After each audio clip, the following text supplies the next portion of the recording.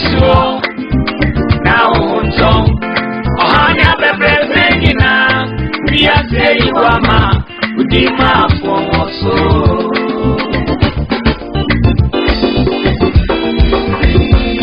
abebi chance ya dear friend Jagadu inro conform anokwano abi eba oware ne yirenso a e friend eno jankama one mami chance no omu mememienu sebe opanyini obubu afo kuma no si olufre ni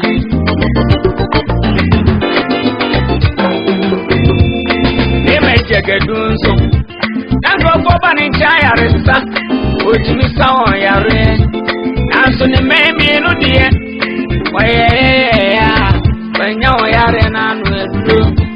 semwa mu ni muse ya osafo nsanu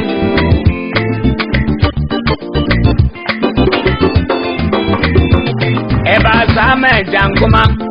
odi nwarewa edi nenu eni na sa eno oguja mu frɛ ho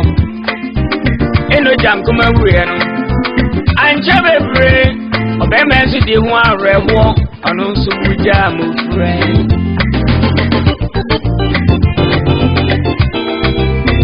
efoka mu frɛ mi no omo adwen omo fa ne sɛ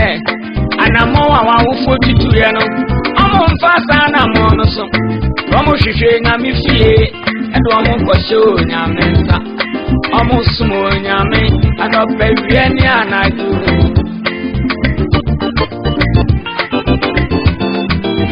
we na bronya baby do ye osofu penyo da soro na no no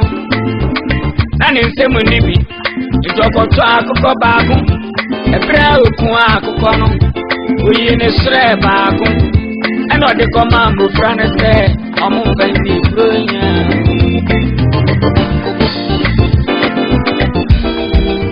emra odi na me koma mo frano okuma no de na ni efra opanyi obubu afọ no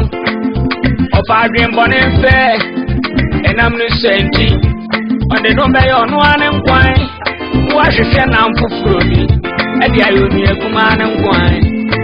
otutu nene no wenya na mpabia enti aboa ponkyerene ena okokyere miensa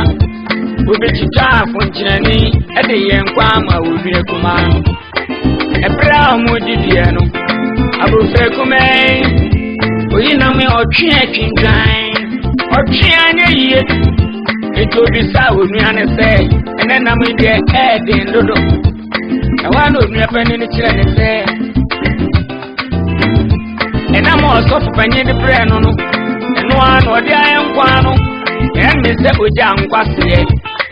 enti ami ye abofra ni go so we na mo no otwe atwintwan otwe a ambakoko so nani afedi oposa nani a eni mienu no na ati into odi agrusie oche onuane se nani ati afedi we hu se ni ewi atete odi apenda nyame oji nani wie no oya adwen so se osako to na didie no so okohwe diane so a apoa ponchire ne nam ena odi aduane maano Ijonie kumani fabufuo okotamu aba oye na dinse ode kwa gobo onua panino ebra wo krono onua panino nso ya dinse osori edwane osori ya wono na wajina we ochuone na nso a ono na o krono onua panino kan se ninie manyo bone Yemienu ya ye nwenu ande bi asimutie onyamedie adia asenu eno fa eni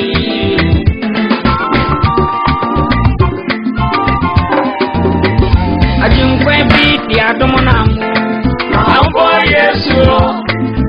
ma unto anya bebreze nyina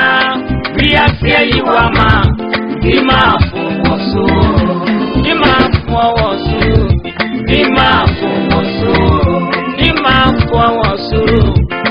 ma